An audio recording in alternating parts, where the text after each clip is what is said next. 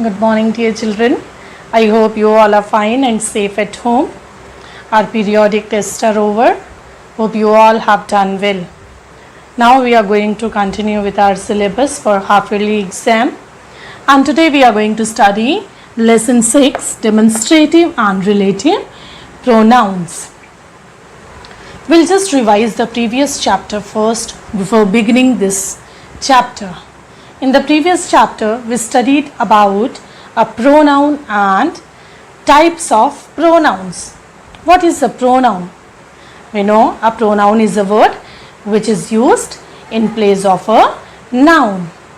And we studied the different types of pronouns: personal pronoun, possessive pronoun, interrogative pronoun, and reflexive pronoun. These four types of pronouns we already studied in the previous chapter. Personal pronouns. The pronouns which stands for a person or thing is called a personal pronoun. Personal pronouns are of three types: the first person, the second person, and the third person.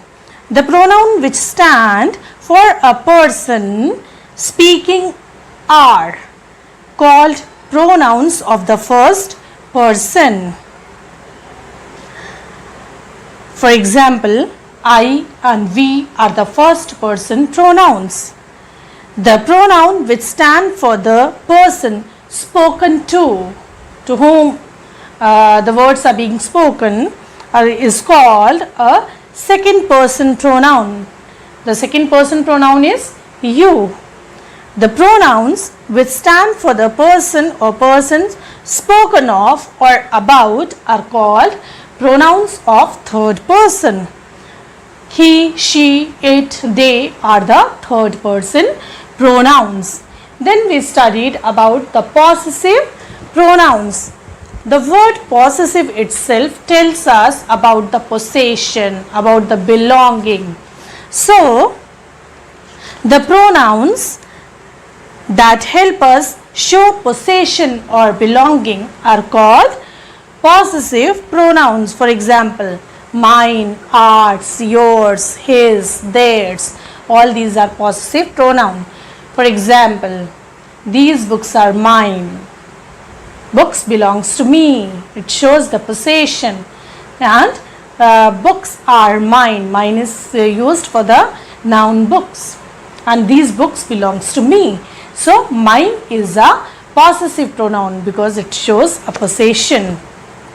Then the next kind of pronoun we studied is interrogative pronoun. Interrogative tells us which is used to ask a question. Pronouns which is used to ask questions are called interrogative pronouns. There are 5 interrogative pronoun words: who, what, whose, which, and whom. When all these pronouns are used to ask a question are called interrogative pronouns.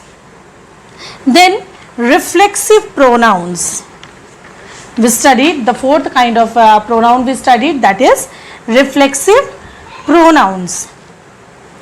Words such as itself, myself, yourself, and ourselves are the object of the verb. Object of the verb in the sentence, but they refer to the same person as the subject does. They are acting as an object of a verb, but they are referring back to the subject itself. Are called reflexive pronoun. The self form of personal pronouns are called reflexive pronouns. In personal pronouns, when we use the suffix self, it becomes a reflexive pronoun. Myself, herself, yourself, yourselves, ourselves, themselves, all these are reflexive pronouns. Now, in this chapter, we are going to study about the demonstrative pronouns and relative pronouns in detail. Dear children, when we study this chapter, please keep your books open so we can study together. Now we are going to study about demonstrative pronouns. The words such as this, that, these, those, when all these words stand for a noun, when these words stand for a noun, are called demonstrative pronouns. Here in the book, the passage is given. Those are the books and CDs that my aunt gave me, and that is the pen which my uncle bought for me in 2004. This is my stock of treasures, said Mithun to Somu, pointing to her study table. I cannot think of giving away these to anybody, she said to him. Now, in this passage, demonstrative pronouns such as these, that, this and those are used to point out to some particular person or things. Demonstrative pronouns are pointing out to particular person or thing, indicating to particular person or thing. Here we can see those stands for Mithun's books and CDs. Those are the books and CDs. Those stands for the books and CDs. That refers to Mithun's pen. We can see in a sentence, and that is the pen. That stands for the pen. This stands for Mithun's stock of treasure. We can see in the second line, this is my stock of treasure. This is my stock of treasures. This stands for stock of treasure. These points to Mithun's treasure. We can see in the last line, I cannot think of giving away these to anybody. These stands for my stock of treasure. So we can see here all these words, this, that, these and those are standing for a noun. They stand for a noun, and particular thing or person is being pointed out through these. So these are the demonstrative pronouns. Demonstrative pronouns, important thing to remember, this, that, these and those can act as both demonstrative pronoun as well as the same words can be used as demonstrative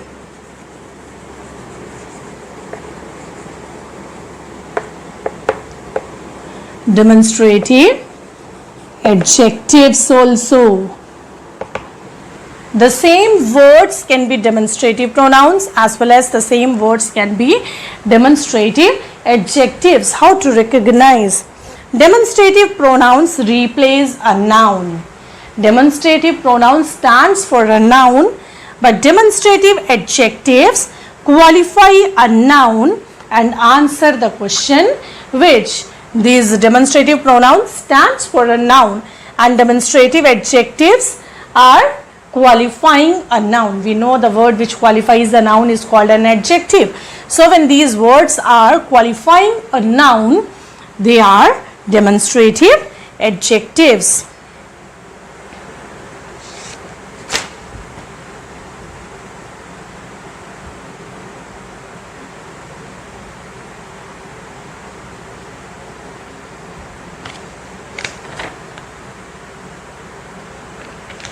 Now dear children, demonstrative pronouns such as this and that sometimes refers to what is said in a whole sentence or clause.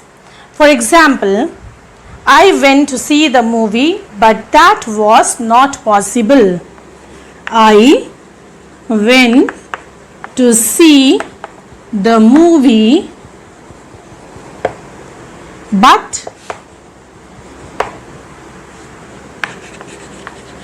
that was not possible. Now here we can see the word that. The word that. I went to see the movie but that is referring to the to see the movie. What was not possible? That was not possible means to see the movie was not possible. So here we can see demonstrative pronouns such as this and that refers to what is said in a whole sentence or clause. Okay, they can refer to what is said in a whole sentence, or they are here that word is referring to this. The whole these are words in a sentence. Now, distinguishing demonstrative pronouns as demonstrative adjectives. I already told you the same words can be used as demonstrative pronouns and the same words can be used as demonstrative adjectives. How to recognize them? I told you when they stand for a noun, they are demonstrative pronouns, and when they qualify a noun, they are demonstrative adjectives. Let us see through this example.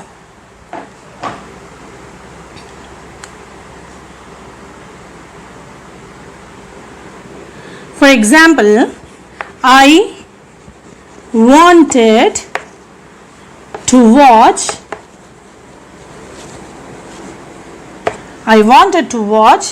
this movie. I wanted to watch this movie. Here we can see the word this. Now this word is demonstrative adjective is always followed by a noun. When soon after this word comes a noun. Here this movie, which movie? This movie. Here this word is qualifying to the noun. So in this sentence the word this is demonstrative adjective. It is demonstrative adjective because it is followed by a noun. And demonstrative pronouns replaces a noun. We know they stand for a noun. Demonstrative pronouns replaces a noun. For example, I went to see the movie. I went to see the movie, but that was not possible. But that was not possible. Here we can see the word that. How we will recognize whether it is demonstrative pronoun or demonstrative adjective? The simple thing in the previous sentence we studied, when this, that, these, those are followed by a noun, they are demonstrative adjective. Now the same comparison we can make here. That is not followed by any noun. That was. And here that was not possible. What was not possible? To see the movie. Watching the movie. To see the movie was not possible. So that is replacing a noun. Here it is referring to a noun. So here the word that replaces a noun phrase. It is replacing a noun phrase. So it is demonstrative pronoun. Likewise, my dear children, you can recognize these words whether they are demonstrative pronoun or demonstrative adjective. Very simple way is when this, that, these, those is followed by a noun, that means it is demonstrative adjective. When it is not followed by a noun and it is replacing to a noun phrase, we say it is demonstrative pronoun.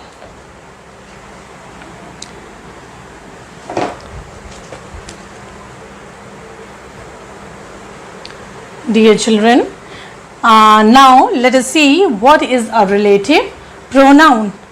Pronouns that are used to introduce relative clauses are called relative pronouns, the dependent clauses. Relative pronouns link phrases or clauses to another in a sentence. When one phrase or clause is linked, connected with another phrase or clause is called a relative pronouns. Who, whom, that, which, when, where, etc. are the relative pronouns because they are, the word relate itself we can understand which is linking, which is relating something, which is connecting something.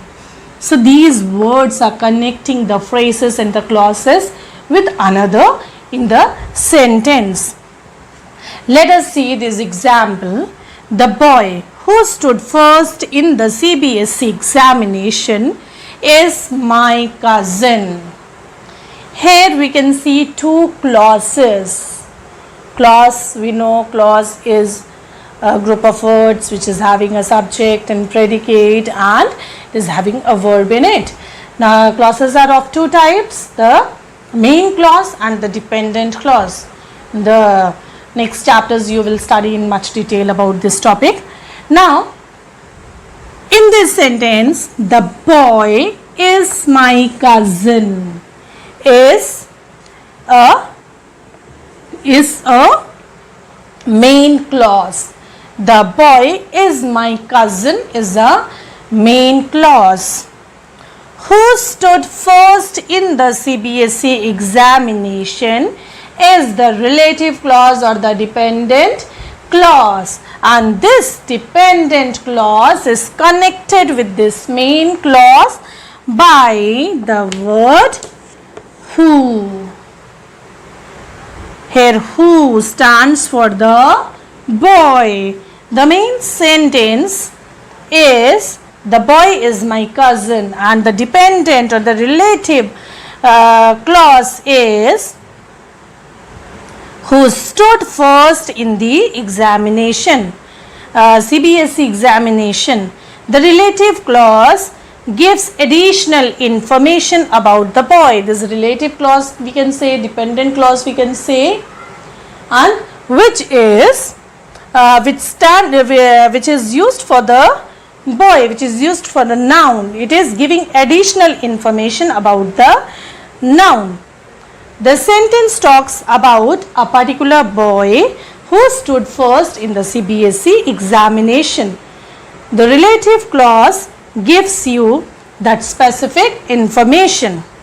This relative clause was added to the main sentence, that is, the boy is my cousin, using the relative pronoun who. Here it is linking, it is connecting the main clause and the dependent clause. So this is the relative pronoun.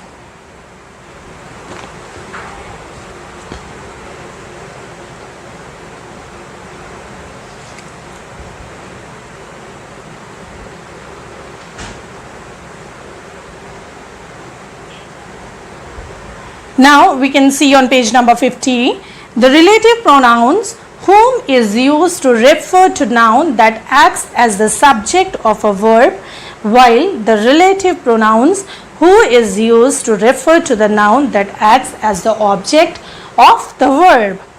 Whom stands for the subject and who stands for the object of the verb.